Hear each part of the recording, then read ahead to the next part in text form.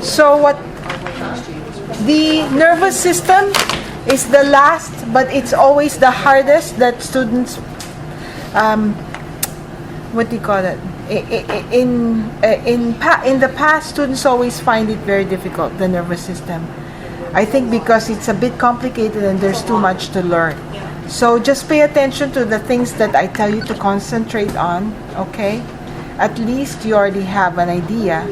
And plus, you know, I'm just trying to train you to think clinically and just be able to what do you call it? Survive in stressful situation, because they are very harsh over there in the program, and the program means to weed. The first quarter is always to weed out those who can't take it. You just end up dropping, okay? But those who survive are always mine. So those who took A&P from me, they always survive. Okay. Now we look at this branching. Do you see that branching again? We see, you understand ramus, you understand loop, right? Then you understand how to know. Remember, dorsal gray horn contains only sensory neurons. Then ventral gray horn is only motor neurons, okay? If we look at this ramus, this is the normal or the typical distribution of nerves only at the thoracic level. When we look at the ramus of the cervical segments, the lumbar, the sacral, and the coccygeal segments, they don't look like this as far as the ventral ramus is concerned. So the ventral ramus of every cervical segment, lumbar, and sacrococcygeal, they fuse to form what you call a plexus. Okay? So you see right there where the neurons, the nerves, instead of just branching, and I'm going to go to this big picture over here, right here. See? Instead of the neurons, the ones that we just studied, the nice ventral ramus, it's from the thoracic segments.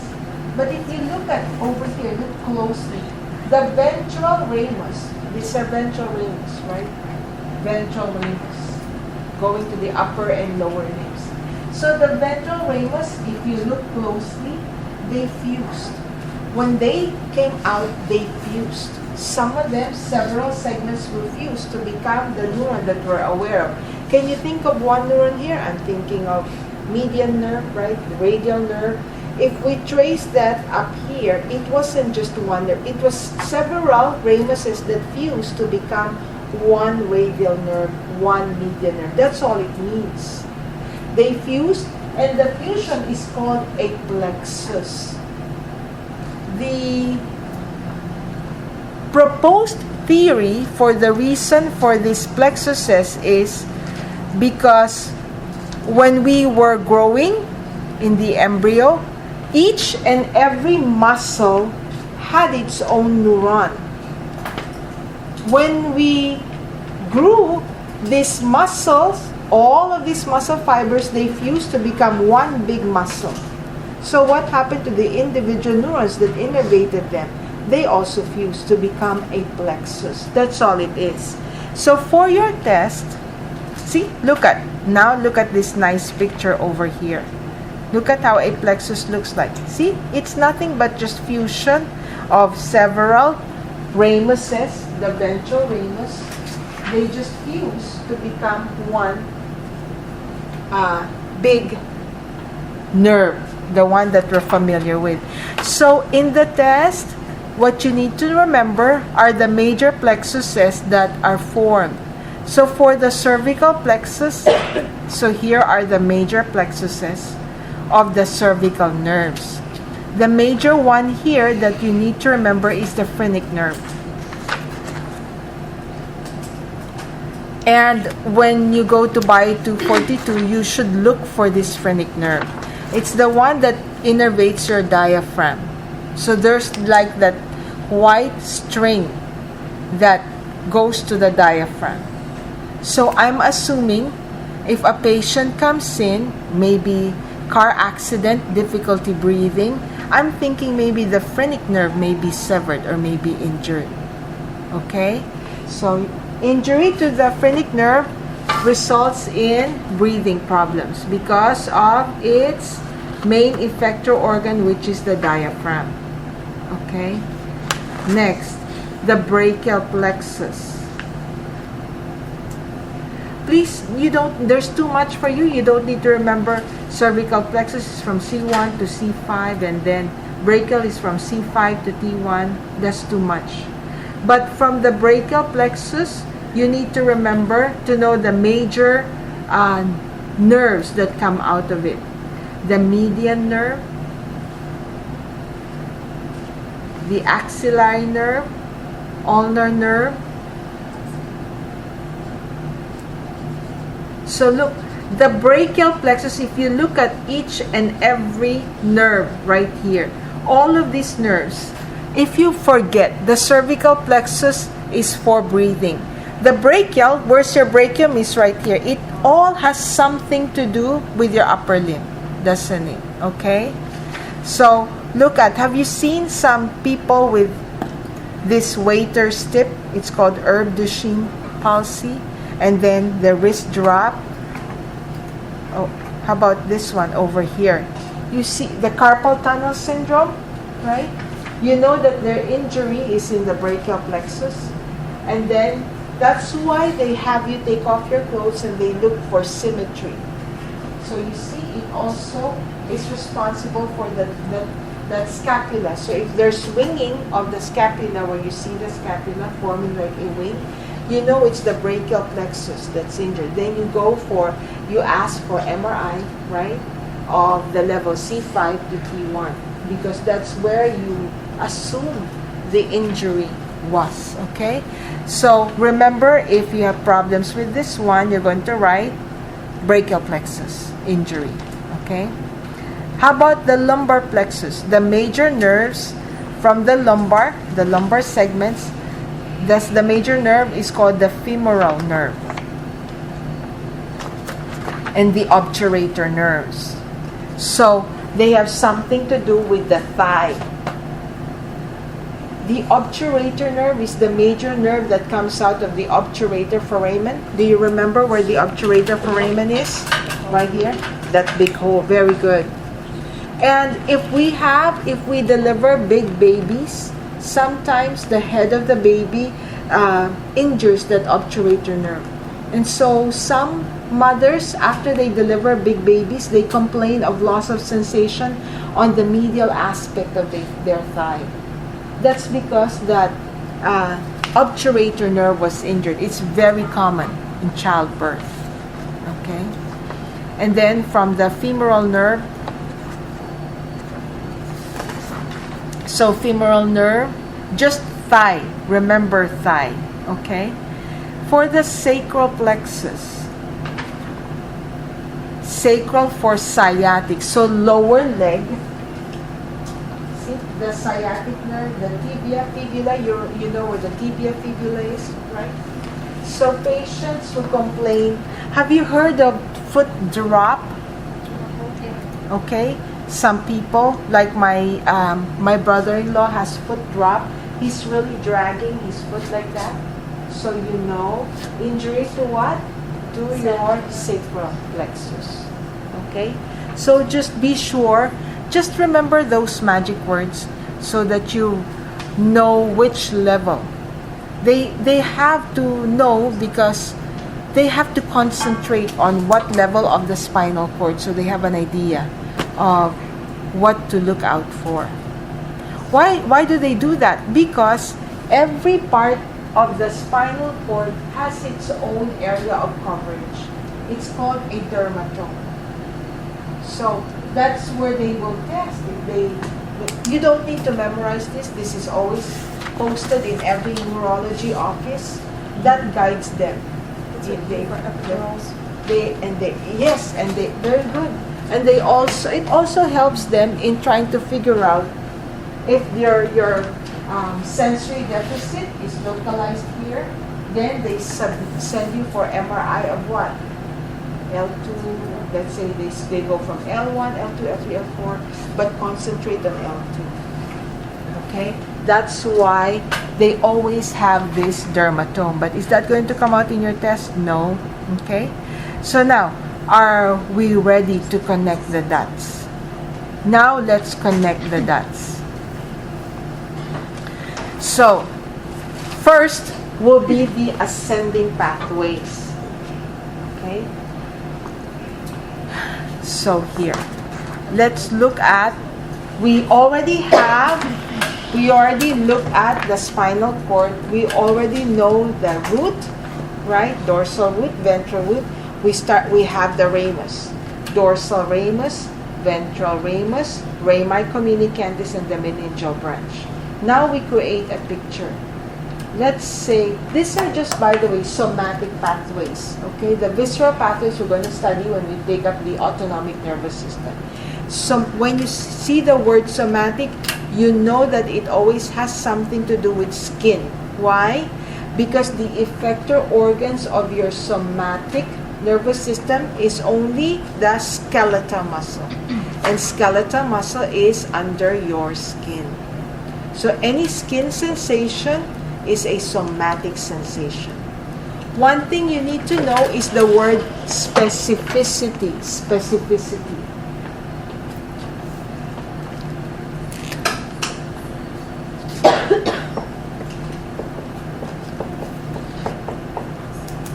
Meaning, neurons are very specific. That's why we call them motor neuron, sensory neuron, right? Interneuron, in fact, they are very specific in their function. They are also specific as to the type of stimulus they respond to. So you need to know the different terms. What do you think? You need to guess. Oh, by the way, so if there's a sensation, what neuron monitors that? Any kind of stimulus? It's a sensory neuron. And all sensory neurons, just like motor neurons, they're very specific. All sensory neurons are specific. So you need to know. They're called, by the way, receptors, right? Sensory neurons are receptors. They receive the stimulus. Because they're specific, they have their own names. So what do you think?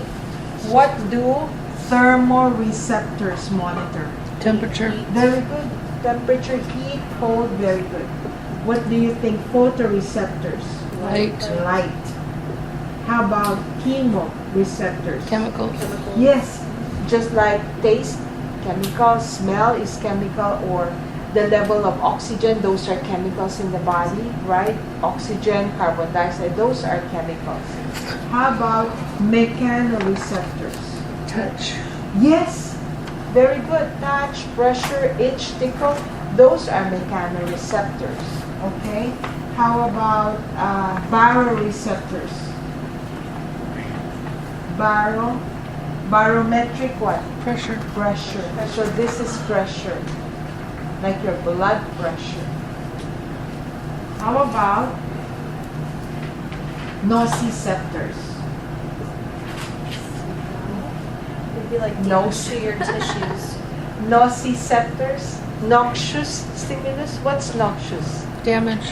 Correct. Pain. So painful stimulus.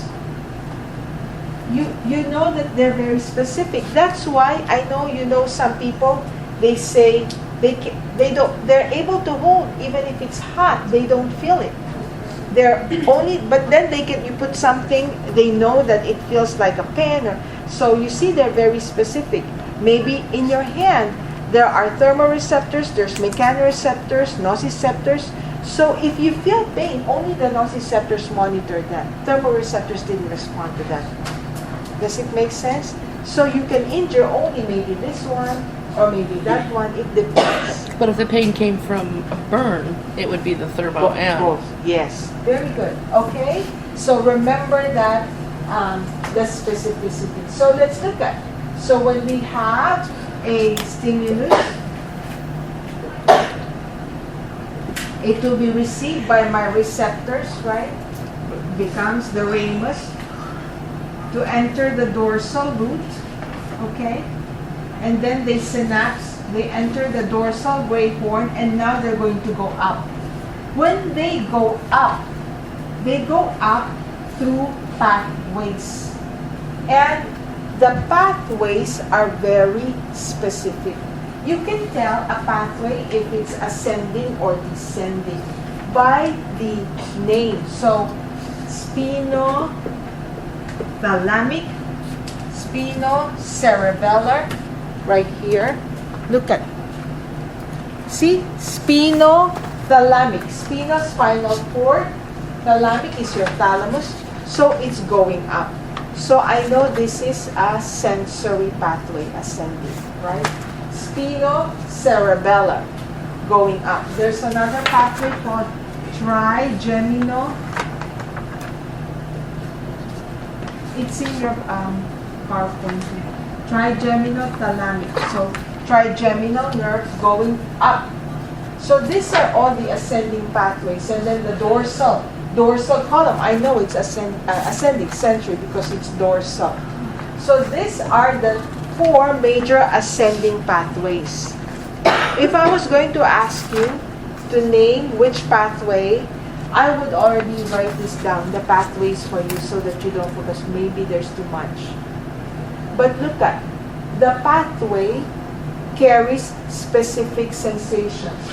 So look at, you see, the key word or the key for spinothalamic is the word pin for me, because pin is painful. So the spinothalamic pathway is the pathway for pain and temperature, itch and tickle.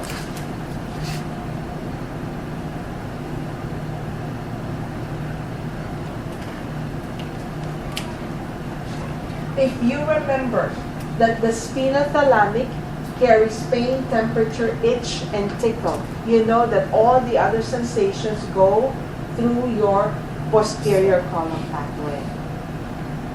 Why does everybody have different tickle spots? I don't know what's the answer to different tickle spots. I don't know the answer to that one. That's a very good question. I don't know. Why? Not ticklish Could at it be all. the way your sensory receptors Maybe. are in those particular areas? That's a first time question. I don't know the answer. Sorry. Give us self-control. Why don't you look for the answer for that one? And then you tell us the answer, okay? I think it's just the level of threshold for each and every one, right? But again, I always ask this, right? So you have to tell me.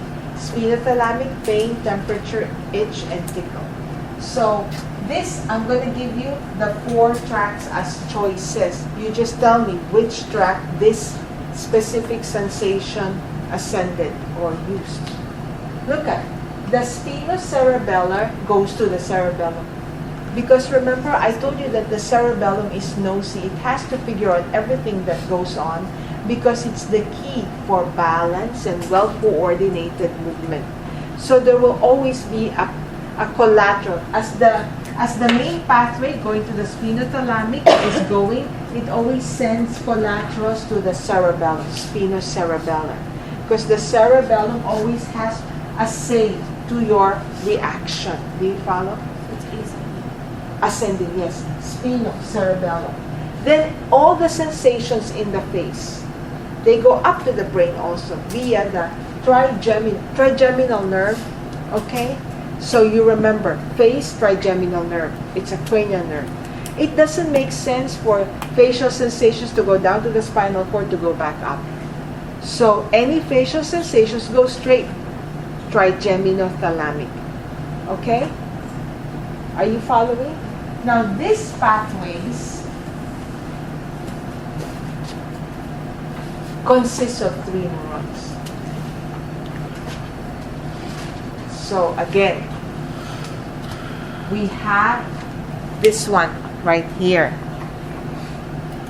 Look, I had a stimulus, right? There was a stimulus right here, whatever stimulus. Let's say there's a pin. So that's my stimulus. pin, nociceptor, right? Go up. See? Going to go up. But when it goes up, so it goes what we call this pathway spinothalamic because it's a pin, pain and temperature, itch and tickle. So this is the spinothalamic pathway. Each ascending pathway, whether it's spinothalamic, spinocerebellar, posterior column, or trigeminothalamic, each pathway consists of 3 neurons. First order neuron, second order neuron, and third order neuron. It's a series of 3 neurons, like relay. Okay? You following? Every pathway consists of 3 neurons. See? This is the first order neuron, there's your second order neuron, and then finally your third order neuron. Okay? Okay? Yes? It looks like faces. Looks like a baboon. So one pathway is not just one long neuron. It's 3 neurons. Okay? So in the test, in my previous test also, just so you know, I had a picture like this. Just so I know that you understand pathways. And I always ask the students to label 1 first order, 1 second order, and 1 third order because I have several paths. Just give me one. So where is the first order? The first order is the receptor itself. The receptor is the first order neuron. That's the one that was outside. This is the ramus. Let's analyze this. The first order neuron is the receptor, right? It is also the ramus, right? According to shape, the first order neuron is the unipolar Sensory. sensory. They're all sensory. Very good. Very good. Does it make sense? The first order neuron is also the PNS neuron. Make sense? We're just looking at the picture. Okay? So that's the one that received the sensation. Okay? And then it will synapse with the second order neuron. So there's my second order neuron, you see? It's usually at the level of the medulla. So look at it. This is the second order neuron. What do you notice? It's the one that crossed over. So the second order neuron is the one that decussated. Right? The one that crossed over. Right? So this second order and third order, they're CNS neurons. They're completely inside my CNS. Interneurons. Huh? Considered Yeah, interneurons. very good. Very good. You see that? And then the third order neuron originated from the remember the thalamus is your main relay? That's the one that projects to the parietal lobe, the primary somatosensory. So this is the one that goes to my parietal lobe.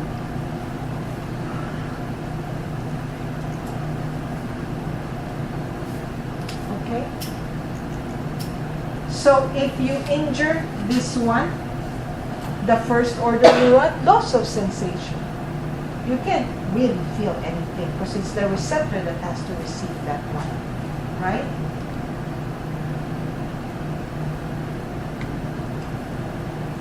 If you injure this one, you can feel it. You see that there's something there, but you just can't tell me what it is because my occipital lobe is still working. I see it, but I can't tell you what I feel. I know it's a pencil. I just don't know how it feels. Okay? Okay? So it's very important for you to analyze it like this. The picture, hopefully, and then you add the picture of your brain, right? The vertebral column. So you see, look at what's completely protected by both my second and third order. My first order is not. That's why you have the satellite neurons. Satellite cells protecting the cell body of this first order neuron. Okay? So then, I figure out what's going on. Now I'm going to go down. I'm going to analyze the response. So we look at the descending pathways. Just as there, but look at the ascending pathways when they get to the parietal lobe. Look, they have their own map. It's called a sensory homunculus, and there's the same map for the motor. You don't need to memorize where it goes, okay? But it's amazing. To me, it's really amazing how that brain is so specific. Can you imagine? If this was the one that injured, you have no sensations in your thumb. Over here, it's amazing how it's very well organized.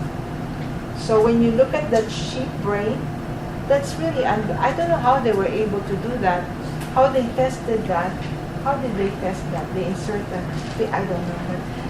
To me, it's amazing. Okay?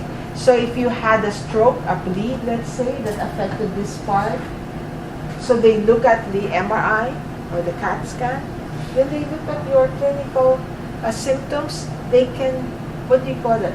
Correlate. So if it's this one, they look at your hands. That's where they're going to concentrate on your neurological exam, okay? Now, as far as motor pathways, your descending pathways are concerned, so if they start, look at where the name, look at the name, corticospinal, corticobulbar. So it starts from the cortex, right, going down. So I know it's a descending pathway. It's a motor pathway. Okay? That's how you figure out if it's a sensory or a motor pathway. We know this is the cerebral cortex. So they all start from the cortex, corticospinal. This corticospinal is referred to as your direct pathway.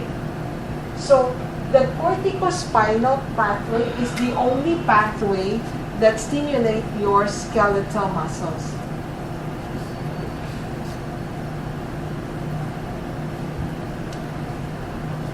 And the corticobulbar, sorry.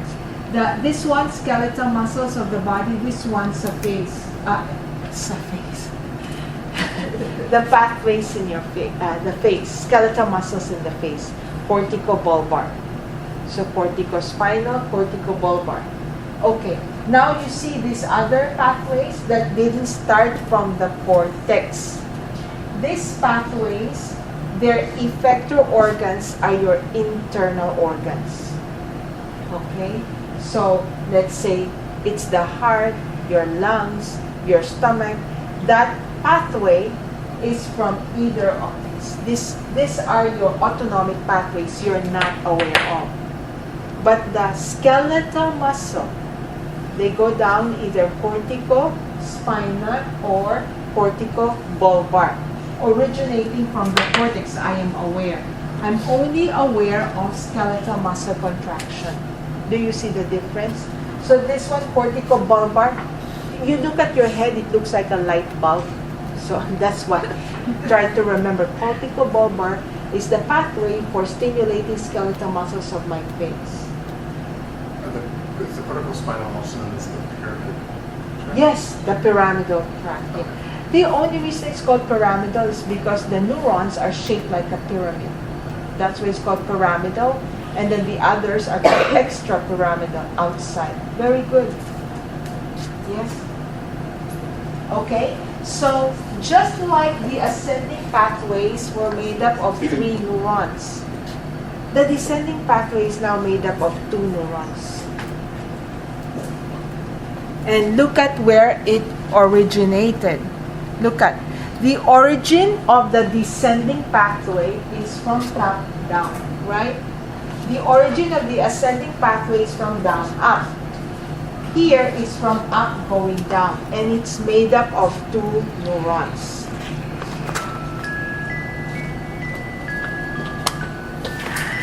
Sorry, I just need to know about my husband.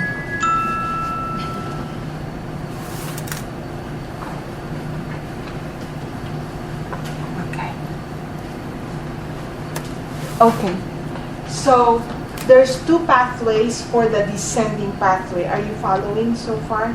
I told you it's a bit much, but it's not that much. Don't worry. It's easy, right? Easy. Are you doing So our test for us? don't forget the ones I told you, okay? The picture, just look at the picture. The first order, second order, third, those magic words I told you, where crossing over happens, and then the third order originating from the thalamus up. Just look at the picture. Now let's look at this one, the descending pathway. Cortico-spinal or cortico-bulbar if it's to the face. And it's always made up of two neurons, okay? The two neurons, the first neuron is called upper motor neuron. So the upper motor neuron is the one that originated from my frontal lobe. Remember, the frontal lobe is motor from my cerebral cortex. And look at this one. The upper motor neuron is the one that crossed over to the other side. So the upper motor neuron, I'm looking at it, it's the one that decussated or crossed over to the other side. Okay? It originated from my cortex. What cortex? Frontal lobe. Okay? The lower motor neuron, I'm looking at this one. The lower motor neuron is the ramus. You see?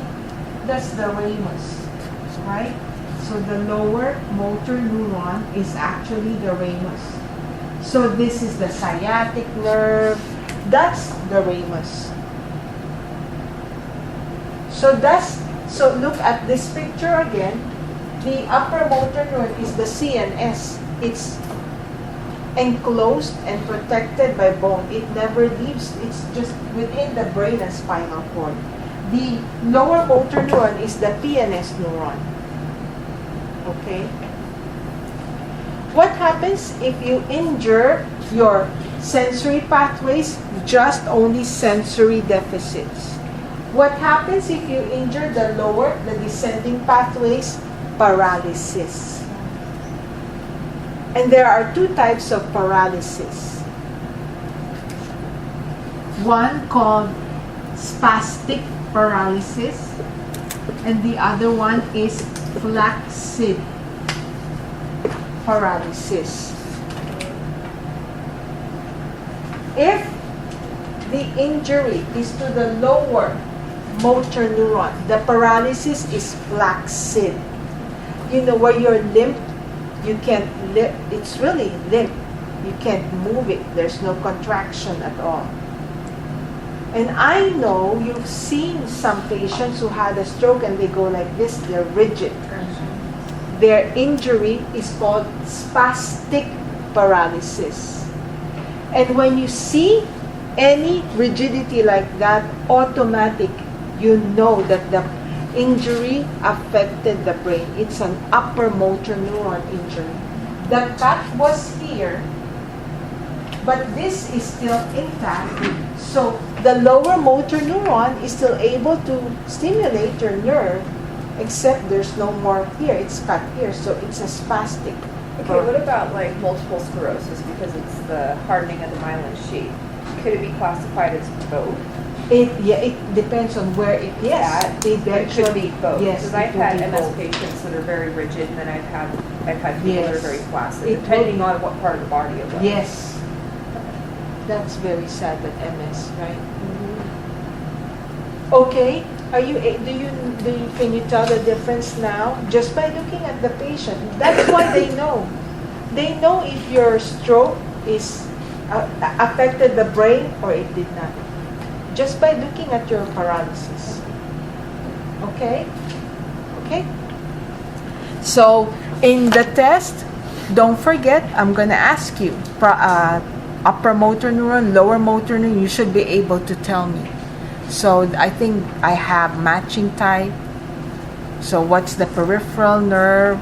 So, they're all all motor neurons, you see, according to shape, I'm assuming they're all multipolar. Only the sensory neuron has that unipolar, the first order neuron. Okay? And always, so this, look at how the neurons, I told you, the cerebellum is very nosy because the cerebellum received input from whatever sensation you felt. You see, it always makes a stop there. When you respond, the cerebellum always has a say. It always influences your response. See the final common pathways. The cerebellar neurons, it will modify so that your response is always smooth and functioning properly. Just flowing smoothly. Okay? The last function of the spinal cord is reflexes, which we will study on Monday. I think it's too much for your brain cells today. But I'm going to open up your brain. No, you open up your brain, you cut up your brain, maybe you can even have 4 people to a brain. So 4, 3, 4, 3. Okay?